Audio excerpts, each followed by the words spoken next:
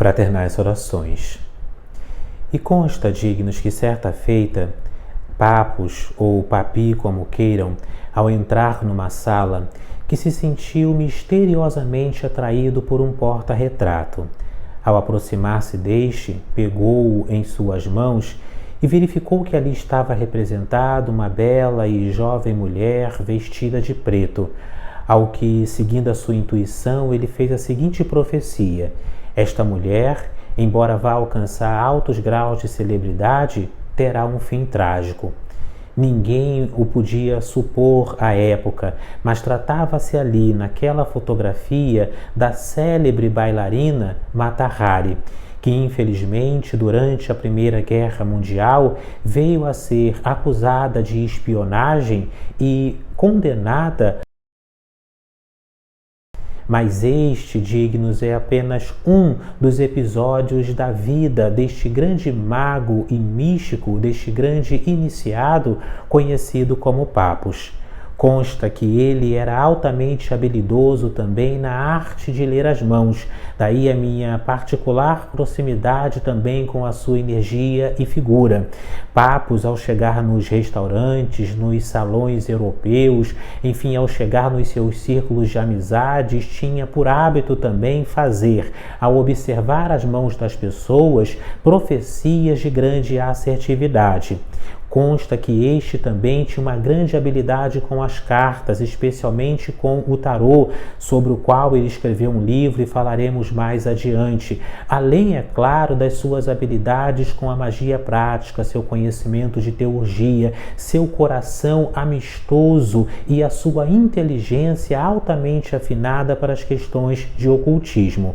Falaremos hoje, dignos, de um dos maiores magos da nossa modernidade, o Dr. Gerard Encalce, Papos. Sejam, portanto, muito bem-vindos a este que é o nosso vídeo estudo de número 264, 264º vídeo em nosso canal. E claro, se você é um apoiador ou uma apoiadora do nosso canal, curta agora este nosso vídeo, verifique se você já ativou o sino. Poucas pessoas que acompanham o nosso canal já ativaram o sino, e deixe aqui nos comentários a sua palavra de apoio e ao final compartilhe nos seus grupos espiritualistas. Paz profunda. Indo direto ao ponto, dignos, vamos aqui numa linha cronológica verificarmos que Papos, ele não nasceu propriamente na França, como comumente se pensa, muito embora tenha ali passado grande parte da sua vida e desenvolvido, especialmente em Paris, as suas principais atividades ocultistas e esotéricas. Na verdade, Papos nasceu em Corunha, na Espanha, no dia 13 de julho de 1865. Ele, que era filho de um homem de pai francês, químico por profissão e conhecimento, e também de uma mãe cigana. Vejamos que isto é especialmente notório e deve ser sublinhado, porque a vida de Papos vai ser exatamente um misto dessas duas coisas, do conhecimento cartesiano, da capacidade de organizar e de sintetizar as ideias de maneira sábia, mas sempre imbuída, abraçada e conduzida por um misticismo profundo que veio em grande parte da sua mãe. Se nós posicionamos que Papos tinha habilidades de ler as mãos, não sei se os senhores sabem, claro, nós temos aqui vários vídeos que tratam disso, sobre leitura das mãos. Eu mesmo tenho por hábito o estudo continuado e faço quase que diariamente o estudo das mãos de diversos indivíduos, mas vejamos que geralmente, dentre os ciganos, os homens, eles não leem as mãos, mas quem lê as mãos são as mulheres. Ainda assim, já naquela época ali, no final do século XIX e início do século XX, Papos, ao adquirir esta habilidade da sua mãe, que era cigana, ele já se colocava nesta mesma linha de atuação oracular, quando ele via propriamente os sinais astrológicos nas mãos dos indivíduos. Mas isso é um ponto interessante, o misticismo dele vindo também dessa parte cigana. Vejamos que Papos, ele justamente incentivado pelo seu pai, ele vai estudar medicina. Ele se forma muito jovem ainda, aos seus 17 anos de idade, justamente justamente pela sua mentalidade prodigiosa, pela sua mente afinada e pelos seus grandes conhecimentos, tendo como tese principal o estudo de casos nervosos, ou seja, o reflexo no corpo físico, no soma, de aspectos mentais. Então ele trabalha sempre muito com essa questão desse ponto intermediário entre o físico e o mental. À época ainda, Papus tinha o seu conhecimento de medicina e a sua habilidade, o seu trabalho como médico, muito envolvido com teorias da própria homeopatia, que ele aplicava muitíssimo, de próprio mesmerismo também, de Anton Mesmer, que 2 séculos antes tinha desenvolvido uma técnica de sugestão mental e de hipnoses e de outros processos mentais que Papus também aplicava em conjunto por vezes com metodologias relacionadas à própria magia. Então Papus, como médico, ele faz essa união muito advinda da sua raiz familiar entre a questão cartesiana de seu pai e também a questão mística de sua mãe. Ainda muito na sua juventude, Papus veio a se iniciar numa linha martinismo que propriamente tem as suas raízes em Louis Claude Saint-Martin, um grande místico à época ali próxima da Revolução Francesa, de conhecimentos e de uma via de pensamento místico cristã que bebeu nas fontes de Jacob Boehme, de Martinez de Pasquali e outros grandes místicos. Pois bem, Papus reúne todo esse conhecimento, toda essa iniciação que ele recebeu e se une com outros místicos, com Augustin Chabozeau, com Stanislas de Guaita, igualmente interessados e aprofundados em questões esotéricas, ocultistas.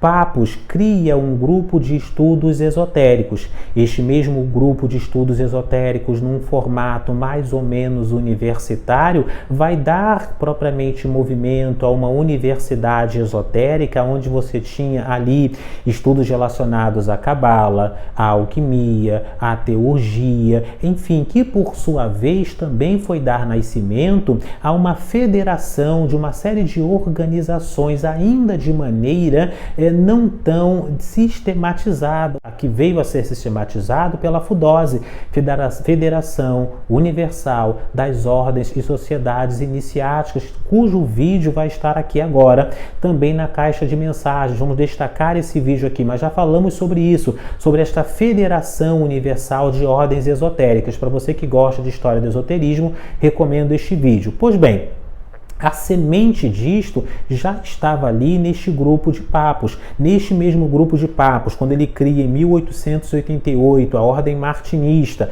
aonde de fato você tem o nascimento de um martinismo organizado, ritualístico, com os seus devidos graus, uma linha mais sedimentada e definida. Ele vai criar concomitantemente nos anos sequentes, junto com outros grandes místicos, como Stanislas de Guaita, com Joséphine Péladan, a Ordem Rosa Cruz Cabalística, a Sociedade de Alquimia da França, com o grande conde Castellotti, Jolivet Castellotti, cujo vamos falar sobre ele um pouco mais adiante, e outras organizações esotéricas, cabalísticas e místicas que, sob o impulso e sob o direcionamento de Papus, conseguem se organizar devidamente. Então, Papus tem esse grande papel de ser o fomentador de ordens esotéricas. As principais revistas que Papus publicou à sua época, lá, Iniciação, Mistéria e Véu de Ísis, são as principais obras. Aqui no Brasil, propriamente, os livros, consta que tenham sido mais de 150 livros publicados por Papus, Mas aqui no Brasil os principais são a Reencarnação, Tratado Elementar de Magia Prática, o Tarô dos Boêmios. Lembrando que essa palavra boêmio não é alguém displicente e propriamente da noite, mas boêmio, principalmente à época, significava cigano, lembrando que a mãe de Papus era cigana, então ele tinha sempre essa conexão com esta cultura. Outro livro também famoso aqui no Brasil, a Cabala, o ABC do Ocultismo e o que deve saber o mestre maçom, em alguns volumes. Vejamos que estas obras também se notabilizaram em língua portuguesa, em grande parte, por conta da editora Pensamento Pensamento, que por sua vez foi criada ali no início do século XX por Antônio Olívio Rodrigues, do Círculo Esotérico da Comunhão do Pensamento. Este, por sua vez, Antônio Olívio Rodrigues, estava diretamente conectado com Papos, com Stanislas de Guaita, com as ordens esotéricas francesas.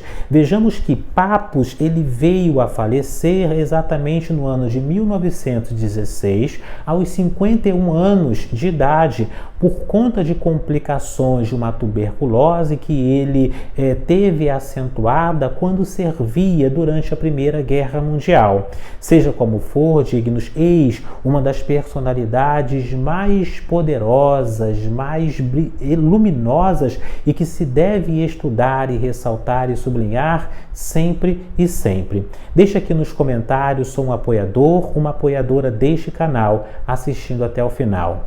Paz profunda.